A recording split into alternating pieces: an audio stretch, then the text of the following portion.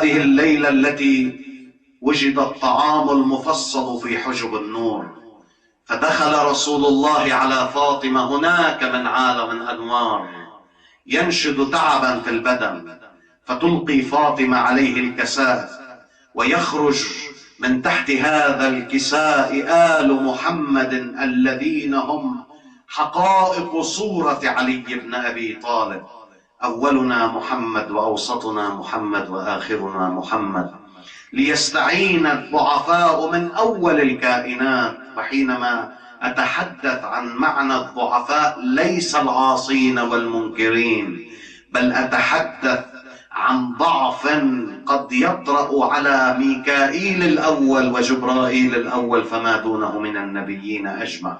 ولذلك صف الملائكة صفوف، سبح رسول الله فسبحوا بتسبيحه، ولولا تسبيحنا لما عرفوا تسبيح الله، وكان فيهم الضعف عن إدراك هذه الحقيقة الإلهية والتمجيد الإلهي والتهليل الإلهي والتكبير الإلهي. ومرادي من الضعف في حجب النور للواصلين فضلا عن وجوداتنا نحن.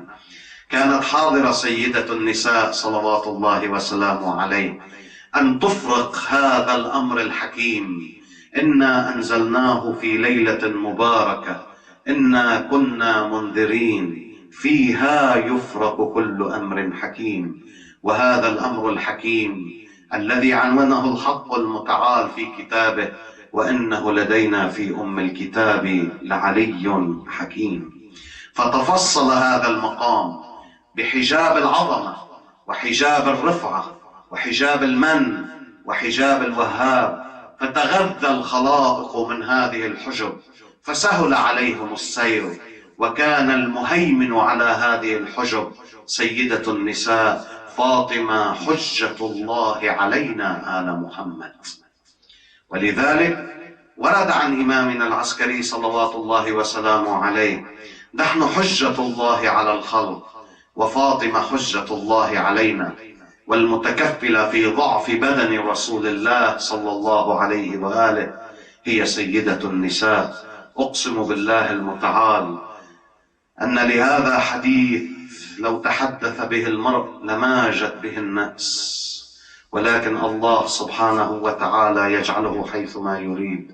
هذه حقيقة إدراك ليلة القدر، وهذا شأن صغير، ولم أبين كثير من الأمور في حقائق هذه الليلة. ألا من أدرك حق أمي فاطمة فقد أدرك ليلة القدر. وكل ما تتلونه من هذه الأدعية هي تفصيل لمقام قد فصلتها مقام الحجب الإلهية، فكانت بحارا في العبودية. ويخرج إمامنا زين العابدين صلوات الله وسلامه عليه بتلك الكلمات التي لو اجتمع الأولون والآخرون على أن يخرجوا جملة من مقام العبودية الذي أعاننا في السير فيه لما استطاعوا. وكفانا فخرا بوجود دعاء أبي حمزة الثمال المروي عن مليكنا زين العابدين: لقد اختصر لنا كل التنزل وكل الجذبة وكل الحقائق الكونية، فصنع عالما بعد عالم وتنزل بعد تنزل، وهذه الحجب في العوالم التي تنزلنا فيها حتى وصلنا إلى دار الدنيا لنرفع بعدها في الأيام الإلهية من يوم الموت والبرزخ والآزفة والآفكة والأحقاب والتغابن والحسرة والندامة والأعراف والقيامة والحساب، حتى تكتمل الدائرة: إني أجد في بدني ضعفا. ففتقت هذه العوالم وفتقها مقام الولاية الكبرى حضرة ولي الله الأكبر، سبح هناك عليه، فكان وجود للملائكة يحملون العرش ويستغفرون للذين آمنوا. وما زالت صدقات علي بن أبي طالب صلوات الله وسلامه عليه منذ القيامة الأولى الذي قامت فيها الصفات والأسماء الإلهية يرحم رحمة بعد رحمة. نسبح فيخلق الله الأنبياء ليكونوا عونا للضعفاء في أممهم، وتكون ولايتهم تابعة بولايتنا، يستندون إلينا كما ورد البارحة في حديث أن إبراهيم لم يوجز خيفة حينما ألقي في المنجنيق، لأنه استند إلى أنوار الحجج التي هي في صلبه، وإن موسى في هذه اللحظة لم يستند فأوجس في نفسه خيفة. إن دائرة كل هذا الوجود مدارها على ولاية محمد وآله، والتي هي حقيقتها الظاهرة صورة علي بن أبي طالب نفس محمد صلى الله عليه وآله وسلم. إن هذه الليلة المتكفل بها سيدة النساء صلوات الله عليها، التي فيها يفرق كل أمر حكيم، قد فرقت الحجب، كانت حديثا في الأول فأصبحوا 11 حجابا بعد حجاب العظمة والطعام الواحد. إنا لا نصبر على طعام واحد. ولذلك نجد أيها الإخوة كثير هذا الحديث قد ورد في الروايات. بعض السذج وبعض الذين لا باع لهم في علوم آل محمد يقولون أنه قد ورد كثير من أحاديث النور ولا حاجة لنا بها.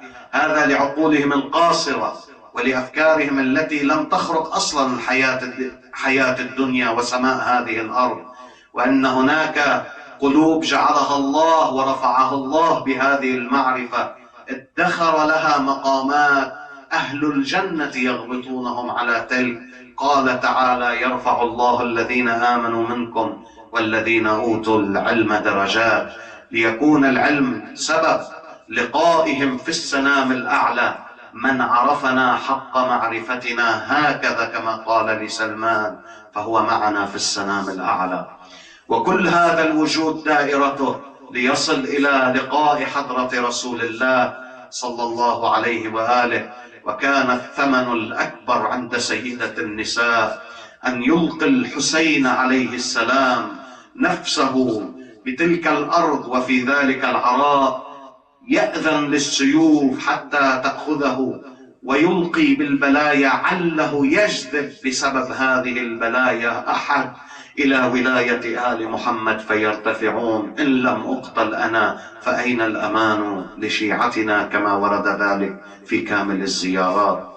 وجود أبي محمد الحسن يخفيه لأنه يريده في ظهر الغيب، يدان مبسوطتان بالخيرات، ولا يعلم أحد أنه إن طلب من النور الأعظم موائد المادة كم يكلفه وكم يستنزل، والمتكلف في خيرات ماديات المؤمنين وغيرهم من العالمين هو حضرة جود أبي محمد الحسن عليه السلام. يدخل رجل إلى خيمة الإمام الحسين في عرفات فيراه وأصحابه قد انشغلوا بالدعاء، شعث غبر، وهي مثال لماذا؟ لكربلاء القادمة.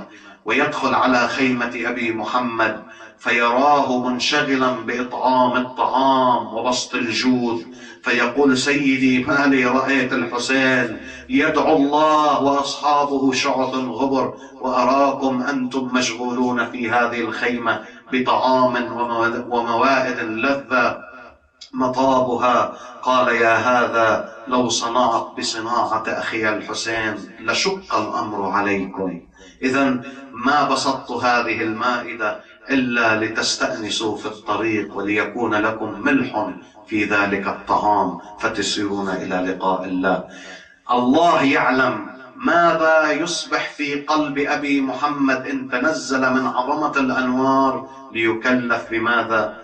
ليكلف بظهور الموائد الظاهرية للمؤمنين، وهو الذي أشارت إليه الروايات أن أصحابه عشرات المرات استأذنوه أن ينزل لهم موائد من السماء فأنزلها لهم. القصة في ليلة القدر هي معرفة علي، وما خلقت هذه الأدوار وهذه البحار وهذه العوالم من العالم الأول إلى عالم القيامة الأخرى مرورا بالدنيا إلا لمعرفة علي. بنا عرف الله. إن الله سبحانه وتعالى خلق الخلق ليعرفوه، فإذا عرفوه عبدوه، وإذا عبدوه استغنوا بعبادته عمن سواه. إنا لنحن الصافون وإنا لنحن مسبحون. ورد في مدينة المعاجز للسيد هاشم البحراني رضوان الله تعالى عليه والبحار باختلاف يسير هذا الحديث. هو حديث طويل جدا، ولكن أنا أختصر تأييدا لما قدمت. يا فاطمة، هذه ليلة فاطمة هي التي غطت رسول الله بالكساء، وهي التي استنقذت وتكفلت وأعاذت: أعيذك يا أبتاه بالله من الضعف. هي المتكفلة لهذا السند، وهي التي أظهرت حقيقة الولاية ب11 حجاب. فكانوا الأئمة صلوات الله عليهم ينظر إليهم فينجذب من ينجذب، وأن أعظم جذبة كانت من حضرة سيد الشهداء صلوات الله عليه، يكسر القلوب ليحضرها عند الله. أنا عند المنكسرة قلوبهم، لا أنهم يزحفون إلى الله، بل الله سبحانه وتعالى يصبح حاضر عندهم. الله المتعال أنا عند المنكسر. هناك الله يقول: يا أيها الإنسان إنك كادح إلى ربك كدحا فملاقيه، لكن وجد في ذلك ضعف.